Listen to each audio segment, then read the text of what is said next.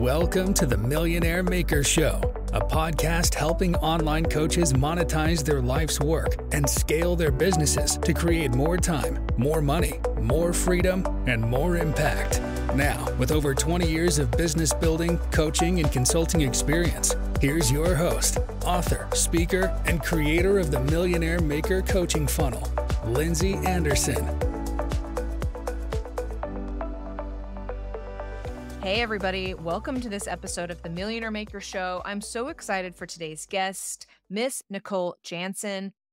Her and I met, and I've been impressed with her ever since we met because she really is an expert at helping people scale their online business. She knows what you need to go in with, and I'm so excited to have her on the show. Nicole, welcome to the show today. Thanks for having me, Lindsay. I'm excited to be here. Yeah. So Nicole, do you mind telling the listeners today, what is it that you do? What's your specialty?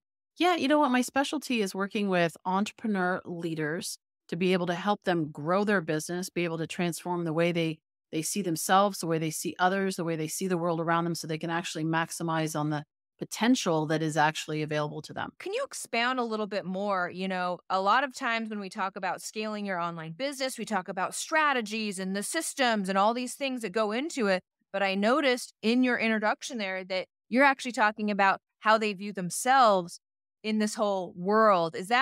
Would you consider that to be one of the most important things in order to scale your online business? I think it's really important because mindset is everything. I mean, when we think about strategy, I've had so many, I've worked with thousands of clients and they come to me and they say, I want to grow my business, want to increase my sales, my profitability, leverage my team more, fix my team, whatever it is, right? And really at the end of the day, it comes down to their mindset. It comes down to how they are approaching those strategies. So I can give them strategy all day long. I can teach them how to do what they need to do all day long. And I'm sure you have done that with people as well. And you're like, this is brilliant. Here you go, right? Do that. And then they don't, right? Or they do it and they are not effective in it. And it all comes down to their mindset. It comes down to who they see themselves, because ultimately the lens through which we see others and the world around us is the lens through which we see ourselves. Yeah. And I teach the same thing. It's like whatever you're seeing is happening in your business, you're the one that's putting it out first. The person in the mirror has to smile first in order for that thing to reflect back on you. Now, for me, I've seen the biggest proof of that really in like sales calls. You show up on a sales call, you don't believe in your own value. That person on the other end of the phone, regardless of what script or what you're saying, like they will not trust your value. Do you is that kind of what you're saying? Yes. Yes, absolutely. And actually, a perfect example is I recently was talking to somebody and as I was listening to her and she was like, I'm not able to close these deals. It's like they like me and they go to my website and they're like, I'm amazing and all this, but there's a disconnect. Why are they not pulling the trigger? Why are they not moving forward with me? Or why are they picking someone else or whatever, right? Is it price? It could be price, but that means you might be talking to the wrong people, right? That's why it's this issue there. But really, when I was listening to her, I said, wait a second, so let me ask you a question. What are you selling? What are you really selling? Because what I'm hearing is that you're selling you. And why do you feel like you need to sell you, right? What is the belief that's underlying it? Beliefs drive behavior, right? Our language, it comes out through our language. Are you trying to sell you? Are you trying to, direct them to your website because you're so impressive? Well, they may buy you, but that doesn't mean they're actually going to buy your program, right? So yes, you need credibility. I always talk about three things. There's visibility, credibility, and consistency, right? You need visibility. You need people, you need to be in front of people. People need to be able to see you and know you and like and trust you. There is that, right? That's why they hire somebody like you, right? So visibility, there's credibility, right? Yes, you need to be credible. And you need to have consistency. Now, then you put that to bed and you focus on the value proposition, what you have to offer. And it's really because they want to focus on, that's why they're there, right? They want to focus on their issues, their challenges, their goals, what's important to them. But if we have these stories running, right, in our own stories about ourselves, if I feel like, does she like me? Do I sound intelligent? Is my hair okay? Like all of these things, I'm focusing on me. I remember one of my mentors, and this applies to public speaking. Sales it's all about sales, right? So I remember one of my mentors and he said, to me, I'm on stage and we're going through training and so forth. And he says, Nicole, it's not about you. And I'm like, I know it's not about me. And he says, no, you're making it about you. And I said, how am I making it about me? I'm focusing on the audience and all the things and so forth. And he says, you are still concerned. I can tell you are still worried about how you look, man, so how does this apply to scaling our business? Right. Well, if I have this small view of myself, if I see myself, and small can be relative, right? I see myself in a certain way. I have a certain financial blueprint. I have a certain level of worthiness that I have within myself. My business is not going to expand beyond that. It's not going to happen, right? I'm going to sabotage myself. And so many times I've seen this happen where business owners who are amazing, I know they're amazing, right? They have credibility, they have visibility, they have the consistency, but they sabotage themselves because of what's going on in here, right? And it comes to their language, it comes to their behaviors, it comes to their marketing and all of those things. So that's where when I say you got to start there, I talk about this results model. Results come from behaviors and actions. You got to do something to be able to get a result. But before, when you think about even below that, what impacts is what we're talking about here. What impacts your beliefs, your behaviors and actions is your mindset. How do you change your mindset? Well, some of your mindset is made up of your personality and your strengths. And I talk a lot about that and being able to play to your strengths, maximize your potential by putting yourself in a sweet spot where you're doing what you love, what you're great at, and what you can make money at. But that sweet spot. But then it's also about these beliefs. That's what I'm talking about. Like beliefs about yourself, beliefs about others, beliefs about the world around you. This is your container. And, if you have a plant and you're growing you want to grow that plant, you have to increase the size of the planter for that plant to grow. It won't grow. I have this little plant on my desk here, right? That plant has been the same size for months. Why? Because the plant is only going to grow to the size of the pot. If I want to grow this plant more, I have to put it in a bigger pot. And that's the same thing with us. So our vision, our dreams, aspirations can be really big, but if our container is small, there's going to be a disconnect, and our results will never exceed that self-concept or that concept of what we believe about ourselves, others, and the world around us. I love it. And I couldn't agree more, in fact. And tell me if you like your take on this, which is why people go and they try to implement a lot of strategies and they take a lot of courses and they hire a lot of consultants, and none of it works, even though the consultants are like, no, seriously, this is what you need to go and try. And it's because literally they don't believe, they have all these beliefs that are holding them back. And that's why strategies don't work without a nice mix of strategies and self-belief and growing outside of your planter, basically. Yes. I had a franchisor one time. I was cold calling. I had met him at a franchise show or whatever. Anyway, so I reach out to him and I said, hey, we were talking about doing some training I was offering some training for his franchisees. And he says to me, I have all these people calling me, back in the day when people actually made phone calls and talked to people on the phone. And he said, I've had all these people 5 a week, right? All these trainers calling me and offering me their services. If my franchisees would only do what they're supposed to do, everything would be fine. And I was like, thank you. You just gave me a gift, right? So would you like to know why that is?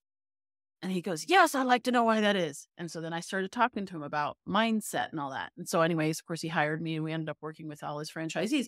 The problem in that case was a lot of his franchisees, he was selling franchises to people that honestly shouldn't have been, they weren't the right buyers. He was selling it to them because they had the money to buy it, but they didn't have the mindset. They didn't have the vision, the commitment to that franchise system. So he was selling franchises to people that actually wanted to go and do their own thing. So how did that tie into what his belief of himself was or about the business? Well, it's funny because his belief was, he said to me, I make money by selling franchises. And I said, that's interesting because I know a lot about franchises. I own them. I've worked on the back end of them and working with franchisors. And I said to him, interesting. So your money comes primarily from selling franchises. How are your current franchises doing right now? Well, some of them are doing good, some of them are not doing good, but that I don't make money from royalties. And I said, well, then there's a disconnect there, because as a franchisor, your revenue ought to come from royalties, right? You make sure these franchisees are successful and thriving. You won't have any problem selling more franchises. But if they're not doing well and all you're doing is trying to fill, it's like a leaky sieve, right? You're trying to Yes. fill more franchises, and they're not successful. It's eventually you're gonna wear yourself out. It's just not going to work. You can't scale. So we're talking about scaling. You can't scale that way. You've got to make sure that you have a strong foundation on which to scale your success. And so, well, can you long story short that real quickly? What did you fix?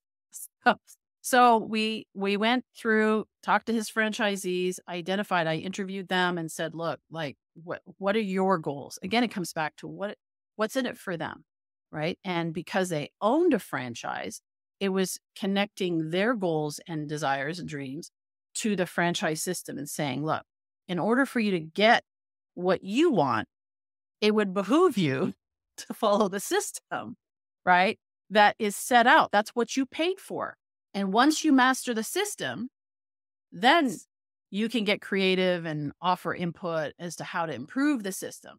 So I connected the system and the value of the system to their goals and desires. Now, there were a couple of franchises. It's just not a really good fit. And so then they need to look at selling their franchise, which that's what we did. And one of them actually, he actually took back the franchise because they're just not a right fit.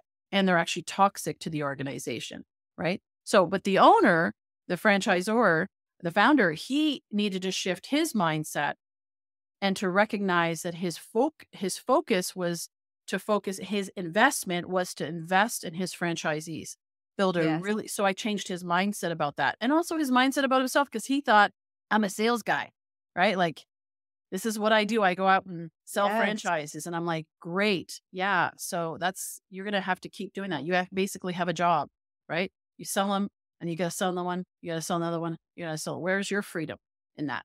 Where's your sustainable legacy? So shifting his mindset around what he wanted to create and how to attach that to the things. So that's where we talk about even strategy, right? It's like understanding, what does this have to do with where I'm going, what I want to create, and how will this help me do it? It's really just setting that intent up front. And then when you have a good, clear intent, then as you do those actions and implement the system, then you'll actually get the outcome that you're looking for. Where a lot of business owners are just like frantically, like just trying to make something work and please bring me some money in this bank account. And that will only work for a short period of time. And there's a mindset underneath there of desperation, right? Yes. It's subtle. It's really subtle. Very subtle. You can be successful and still have a mindset of desperation, of like trying to be grabby and trying to get, right? Nobody wants to be gotten. Like, that's why I say it's like nobody wants to be gotten, right? They want to be, they want to be valued. They want to be understood. They want to be, sure, as women, like maybe in the dating scene or whatever, we want to be desired, right? In what is business, right? It's like that dating. Yeah, I want to be valued. I want to be appreciated. But but when there's like that desperation, it's like the clingy guy. Yeah, it just won't work. That's like totally, that's a turn off right off the bat, right? So in business, a lot of times people put that energy out there. If you have a high need, right? And you have a mindset of, I need this person or I need this sale, then you have a low power, right? High need, low power. And it just throws off the energy. And even if people don't consciously know what it is that's off, but they feel it and there's a disconnect there. Versus when you walk in and you say, like, I low need, hey, I'd love to work together, or, I'd love to sell your franchise. We're talking about franchising for whatever reason, but somebody needs to hear it out there. Is like, hey, I want to sell this franchise, or I'd love to have you part of the team. I remember another mentor of mine, he said, and I was actually a franchise. And he said, look, Nicole, we'd love to have you part of the team. You're amazing, blah, blah, blah. We've already done all the assessments on you. We know that's a good fit. He said, but we have a code of honor, and this is the way we operate. And if you are committed to and are willing to commit to that code of honor, we'd love to have you part of the team. And if not, That's totally fine. Maybe this is just not the team for you. Yep. And he took it away. And Yes. in doing that, I had respect for him. I had respect for the opportunity.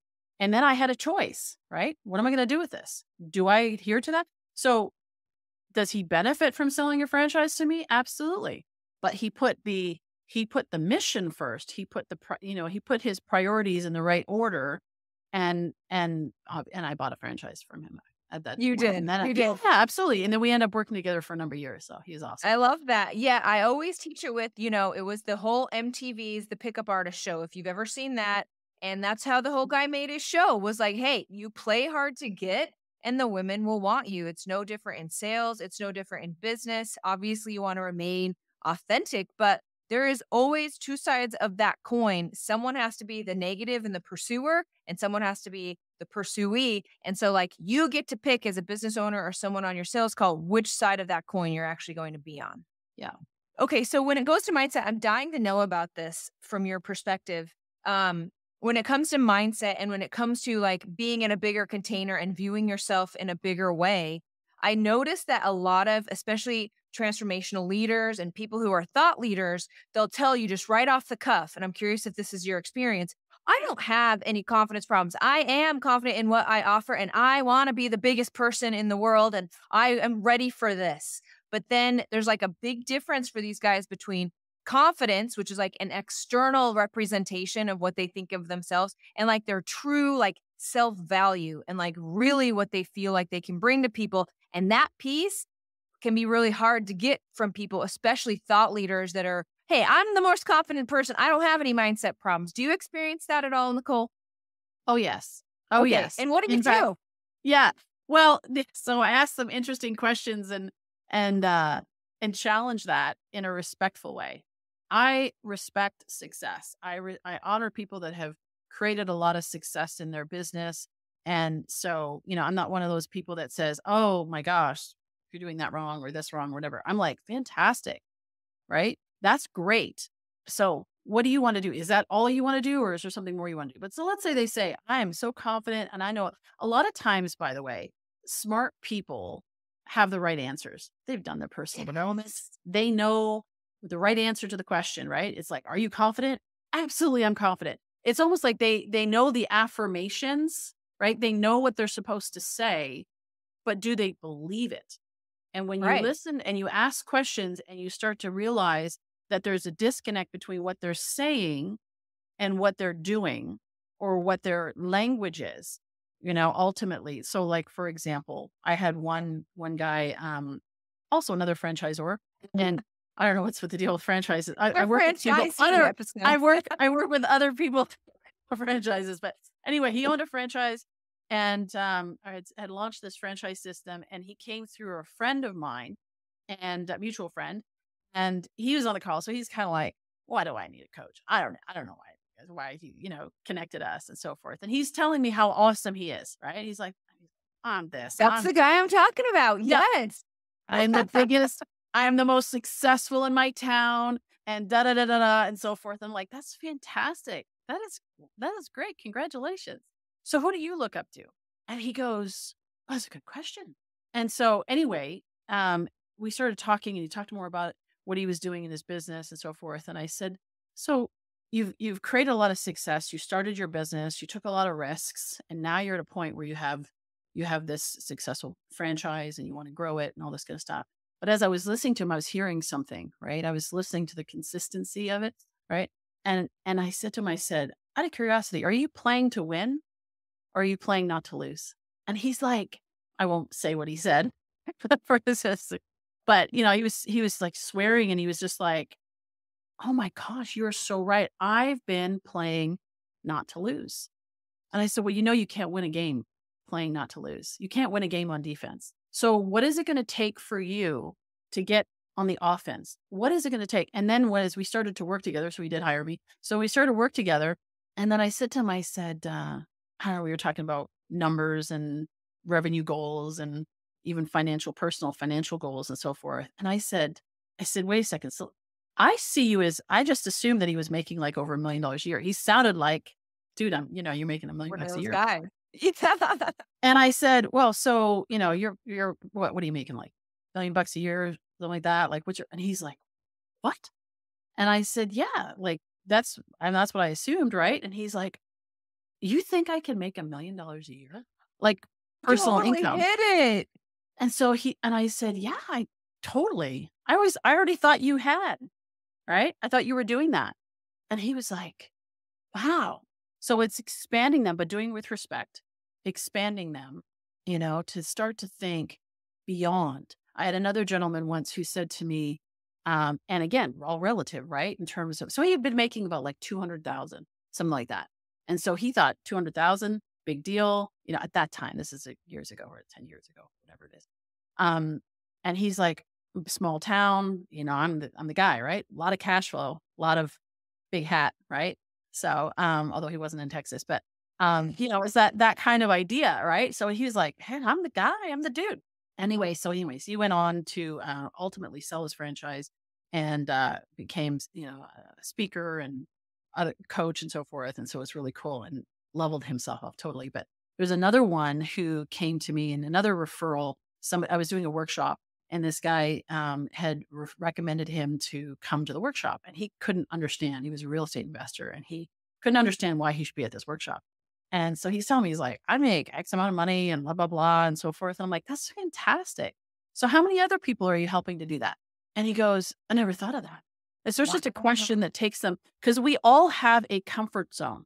We all have like that familiar comfort zone, right? And then in order for us to continue to grow, we need to go beyond that comfort zone. So I'm just listening to her. What's their container? What's the size of their container? And then, and not questioning them and saying, oh, I don't believe you, but just challenging and saying like, what about out here? What about out? Because I see that you're capable. Like I can see that for you. Yeah. Totally. Can you see it for yourself? Like that $1 million. My guess is he went on to make $1 million easily. Yeah. Yeah. Because he realized if Nicole thinks I can do it, of course that's available for me. If she thinks it's a no problem for me, then why not? And it became the basis for our coaching to expand his belief about himself so that would be possible. Even the people who are overly confident when you ask them, huh? Yeah. Well, the thing is that smart people, right? We know the right answers and we need coaches to be able to challenge us in a respectful way, right? To challenge our beliefs. Do you really believe that to be true? Or, is that all? I think of George Foreman. I once heard him speak live and he was awesome. He talked about being in the ring, Muhammad Ali, and he's going for it, right? And Muhammad Ali turns to him and basically responds to him and says, he says, is that all you got? And George is like, what? I just gave him everything I have, and he's like, is that all you got, George? Right. And sometimes it's like, you got to challenge people to say, is that it? That's fantastic. You've been so successful. What is that as far as you can go? And when you start opening them up now, then they can be honest about, well, you know what? Actually, I don't even believe this. Do you know what I mean? Like, so you can have that conversation, but it's a safe place because I'm doing it from a place of I'm believing the best for you. I'm believing in you even more than you're believing in yourself. And then it creates that safe place because most of the reason why we're overly confident, or trying to prove that we're confident and put that forward is because deep down inside we're insecure. Yes. I don't want anybody to know that I'm not confident in myself. And so I'm going to do everything I can. And I don't want to hear it because I'm like trying to outrun the insecure. I'm try to outrun the lie that I've been afraid of my whole life, which is that I'm not enough. And that's what we all deal with, right? Like that's just the human condition. Yeah. Yeah. I mean, I think we all believe it some way. It sounds different. Some people, I'm insignificant enough, or I'm not smart enough, or I'm not attractive enough, or whatever. I'm not tall enough. I'm not, whatever it is, but we have this not enough conversation going on. And so that's a belief that I have, I guess, or an assumption that I have, but really an understanding that we all have that we've unless we have really dealt with it. Even if we've really dealt with it, we still have it. We're just aware of it. And now we can protect ourselves from it. You know what I mean? In a sense of not letting it sabotage us. We're still aware of it. And that's the real like definition of like imposter syndrome is when you're actually willing to admit that crops its head that you aren't good enough or you haven't provided enough value. And so now you have imposter syndrome that so frequently haunts many, many online entrepreneurs. Yeah. It's like saying, yes, I am all of this and I'm not this, right? Like this is everything that I am. This is everything that I'm not. I am who I am. And the most successful people and the ones that continue to grow are honest. The leaders. I mean, I have a podcast. I've interviewed over 470, other people on the successful leaders from around the world on the show. The most successful ones are humble and they know that they've got stuff to deal with. It's the ones that say, I got this. I mean, I was that person. I was like, I got this. And God's like, let me tell you what you got. You got a surprise around the corner and you don't even know it. Right. And so I was humbled. It's the pride before the fall. Right. So we are prideful because we're trying to protect ourselves. We're trying to convince ourselves. But when we're honest and saying, hey, you know what? I don't have it all figured out. Right. I'm not perfect. Right. I've got these things that I'm dealing with.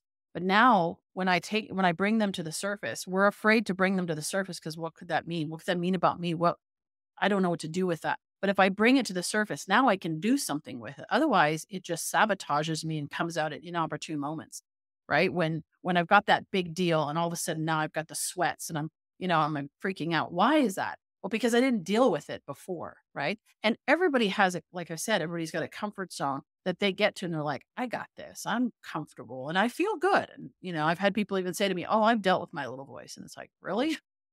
To see what Right. happening was up. At some point, it's going to show up, right?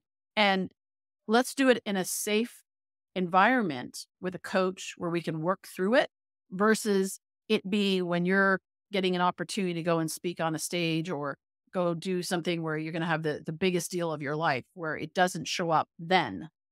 I mean, I'll share you one quick story. There was a woman I'm from Toronto and originally, and she was in Toronto and she wanted to start this business, this gift shopping for other people, this for holidays and stuff like that business. Okay. And she has a great idea, great concept. It was very early pioneering that concept. And she was working really hard. And then she had Toronto Magazine, like this major magazine in Toronto that was going to do a feature article on her. And I met her at an event, whatever. And she's like, I got a problem. And I said, what's that? She's like, they want to do this article on me. And this is like October, just before Christmas. This is a big deal, right? And they're going to do it for free, right? She's not having to pay for it. Wow. They're going to do this big feature story on her because however she got on their radar. And she said, I have a problem. And I said, she's going to do this thing. And I said, that's fantastic. And she said, no, it's not. And I said, what do you mean? And she says, what if all these people start calling me and I won't be able to handle the business and da da da da. And I was like, oh, wait a second here. Let's talk about this, right? Like think about her mindset. And so she wasn't a client of mine. She wasn't ready. She just started to go inward. Unfortunately, she passed on that opportunity that could have I was like, look, you get back then. You can get an 800 number. You can, I'm sure you got some friends that can do it like for the next few months. It'll explode your business. I mean, they were going to do this whole feature and allow her to promote her service, right? And drive traffic. So specifically. And so I'm like, man, but yeah, I followed up with her afterwards. I was like, how'd it go? And she said, oh, I passed on it. I wasn't ready. Probably made perfect sense to her, but from somebody who like, you want to build your business, that's the perfect way to do it. But for her, because of her beliefs, it just made perfect sense for her. Yeah. Because of the pot she was sitting in. I love That's that. right. Yeah. Okay. So Nicole, is there any way, now you've made a big case for coaching and why coaching is so invaluable for times like these, a highly, an expert coach like yourself. Can we do this on our own? Do you have any tips on like, how do I get out of my own pot? Or do I need actually that external reflection, someone with a higher level of experience than me to share with me what is possible? I think the answer is yes and yes. I think first of all, if you're counting on somebody else to do it all for you, then that doesn't happen. Okay. We're coaches or I know for myself, like when I coach people, it's like, look, I can coach you. Ultimately though, you're the one who's going to need to do it. you're going to Yes. sit and have those hard conversations. And we can have some of those hard conversations, but you got to live it, right? You got to be the one to challenge yourself. You got to be willing. You got to be willing to look and face the reality of what you believe to be true. So coaches, hugely valuable because coaches can help you see your blind spot and see what you can't see, right? I can't see behind here, right? And I'm pointing to look back in my head for those of you that are listening, right? It's like I can't see what's behind me, right? So coaches, hugely valuable for doing that and to accelerate your growth. And what you can do is on your own is you can challenge yourself in saying, what do I believe to be true about myself? Write down all the beliefs. You say, okay, I believe that I'm smart. I believe that I have the ability to do this. I don't know, start with whatever. I believe that, I believe I'm a woman. I don't know, whatever, right? I believe Start. Yeah. start somewhere, right? I believe that I'm intelligent. I believe that I'm capable of doing this, whatever it is, just start somewhere with your beliefs, right? I believe that I can learn things. I believe that I'm good at XYZ. I believe I'm really good at this. I believe that I'm really bad at that, right? I can't do this, right? All these things. I can and I can't and I am and I'm not. All those beliefs, you write them all down, get this whole nice long laundry list.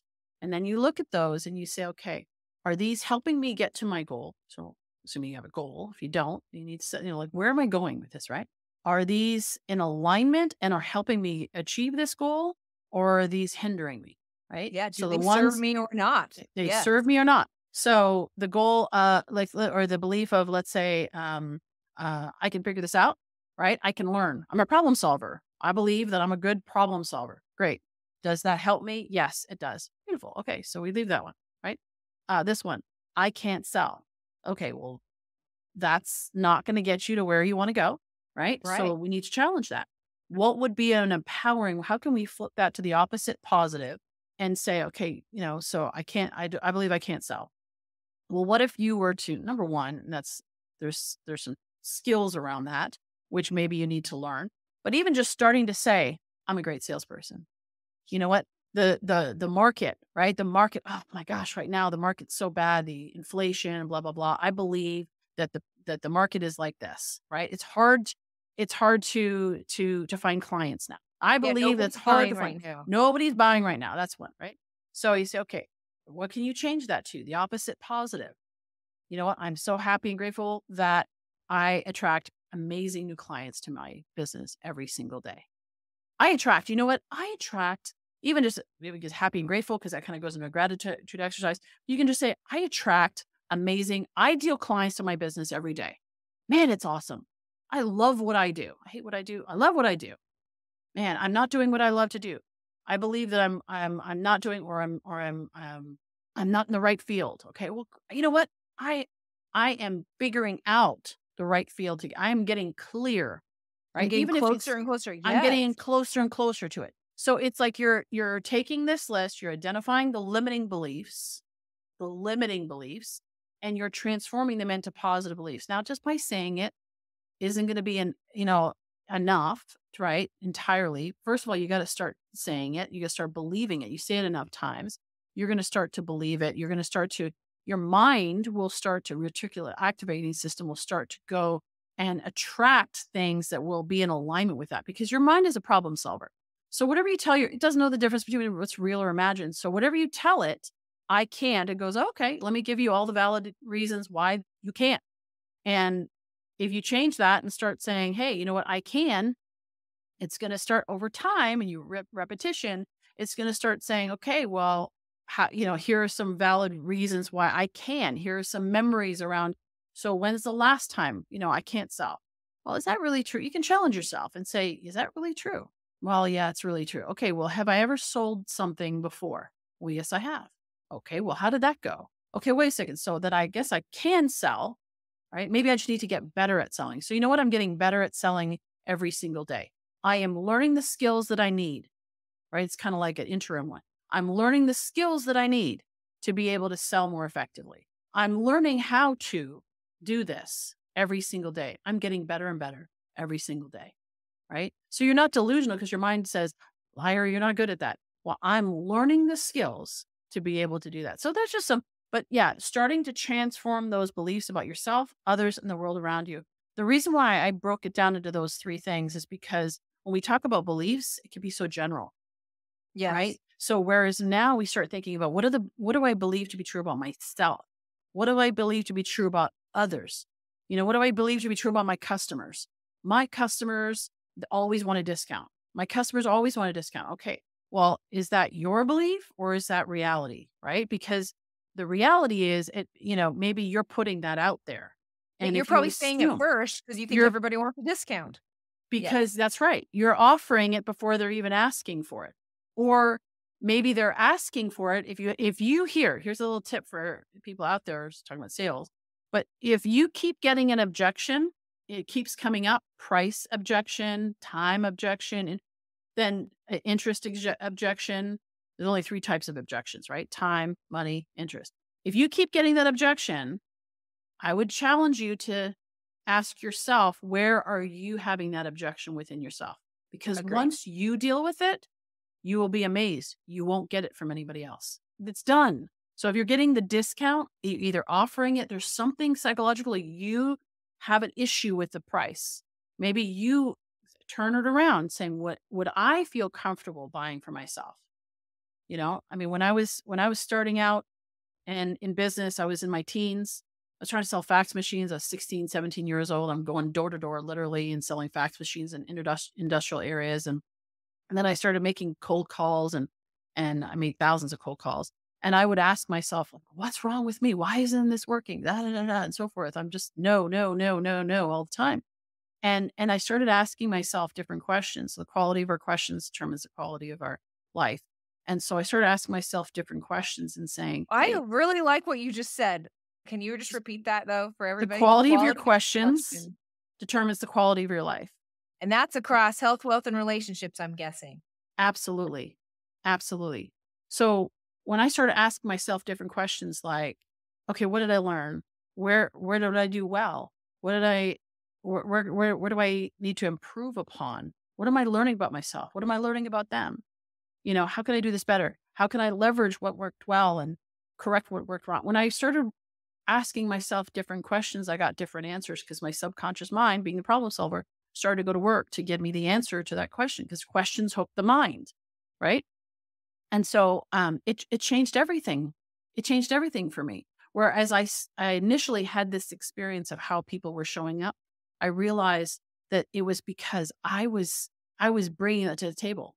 Why am I doing this wrong? Yes. Because you're an idiot, because you're young, because nobody cares about what you have to da, da, da, da, and so forth. And that takes me down a path to failure, right? Versus a path to success. So anyway, I can go on. Guys, there is your Rewiring Your Beliefs 101 by Nicole Jansen right here on the Millionaire Maker Show. That was awesome. And when she talks about literally taking the time to sit down and write this down and have these hard conversations, like there's usually a lot of resistance there. I don't have time to do that. I don't want it. Like that sounds hard. And yeah, it sounds hard, but the payoff is exponential. So take her advice and write this stuff down and spend some time with yourself, asking better questions to yourself. Thanks, Nicole. That was really powerful. You gave us all your info today. Thank you so much. Now, before I let you go, I've taken a lot of your time today, but before I let you go, I'm going to turn the time back over to you. Can you tell everybody where to get to know you, where to find you, or if you have anything that you want them to know? Yeah, they can find me at theleadersoftransformation.com. And that's also my podcast. So I have the Leaders of Transformation podcast. That's all over all the different listening platforms and so forth. And one thing I would say that I would want them to know is that you are capable of more than you think you are. You are capable of more than you think you are. I love that. Thank you, Nicole. It's been a real pleasure having you on the show today. Thank you so much for your time. My pleasure. Thank you for having me. Thank you for listening to the Millionaire Maker Show with master business coach and creator of the Millionaire Maker Coaching Funnel, Lindsay Anderson. Make sure you subscribe so you don't miss any future episodes. Until next time.